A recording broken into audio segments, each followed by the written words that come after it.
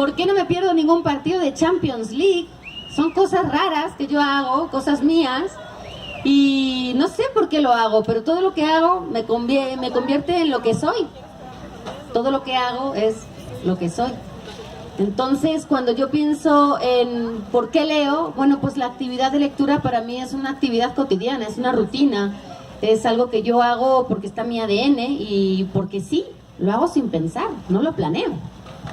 Incluso les puedo decir que yo empecé a leer antes incluso de aprender a leer, antes de aprender a juntar las letras y de armar sílabas y de poder leer las palabras. En realidad yo ya leía, a mí me daban un libro, yo sabía pasar las hojas, yo contaba historias viendo aquellas letras que yo suponía que decían algo y contaba una historia, narraba, me convertía en autora.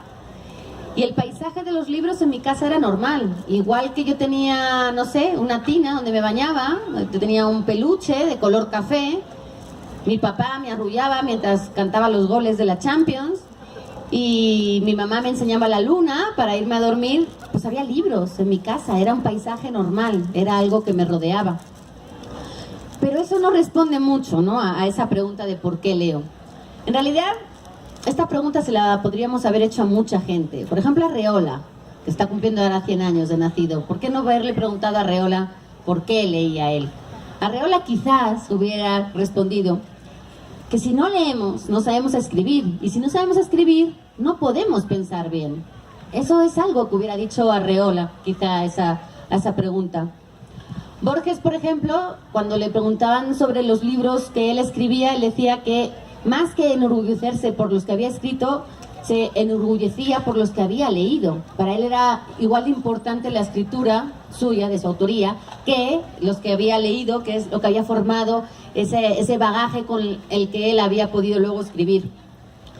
Gregorio Luri, que es un gran pensador y un gran estudioso de la lectura español, él dice algo importantísimo. Dice que la lectura le permite participar en conversaciones de grandes mentes, que si uno no tiene con quién hablar y tener esas conversaciones importantes, cuando uno lee libros puede participar de esas conversaciones como si estuviera hablando con todos esos grandes autores que uno admira.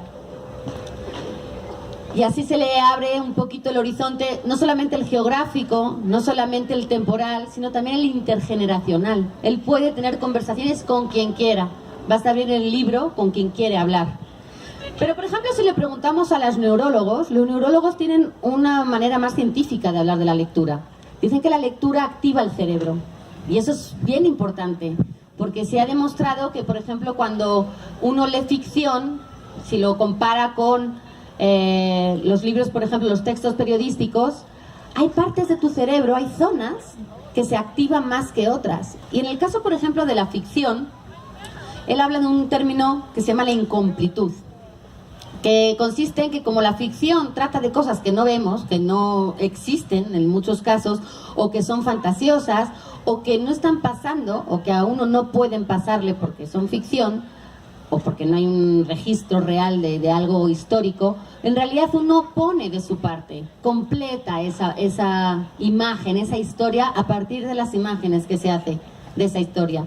Y eso hace que se desarrolle una parte de la comunicación, la zona del cerebro, que yo no soy neuróloga, entonces no les puedo dar los nombres científicos, pero sí hay una relación entre esa manera de desarrollar el acto de la comunicación.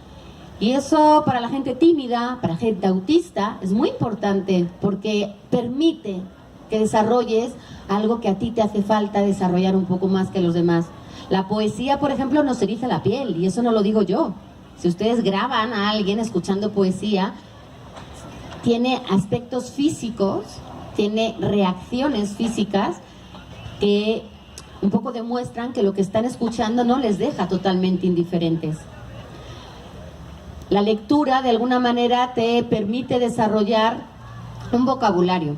Uno no puede escribir si no ha recibido esa fábrica de palabras que es la lectura. Y eso es muy importante también, tener el vocabulario para poder definir el mundo que nos rodea. Esa frase famosa de los límites de mi mundo son los límites de mi vocabulario es totalmente cierta. Si ustedes dicen a alguien estoy triste, estás diciendo una palabra, pero hay un montón de sinónimos que pueden dar matices a esa tristeza, que al que te está escuchando puedes saber cómo te sientes en realidad. Hace poco yo estaba pensando en el poder de las palabras. Si ustedes reciben una llamada, pero resulta que quien les llama es una persona que ustedes aman, que ustedes desearían que estuviera ahí cerca, alguien que es importante para ustedes, y les dice dos palabras: te amo. Ustedes automáticamente al oír eso, no tienen a la persona enfrente, tienen nada más un aparato de teléfono y están escuchando te amo. Van a sonreír, van a sentir algo, se van a poner contentos, van a estimular ciertas partes de su cerebro, de su cuerpo, de su anatomía, que les va a permitir sentirse mejor. Si en lugar de esa llamada reciben otra, igual de la misma persona, pero dicen: asesinaron a tu hermano. Son 4 palabras. Y son las mismas, son palabras, igual que el te amo. Asesinaron a tu hermano. Automáticamente vas a sentir un nudo en el estómago horrible. Vas a sentir que te desmayas, vas a sentir una bajada de presión. Son palabras. Son eso nada más, palabras. Y sin embargo causan reacciones.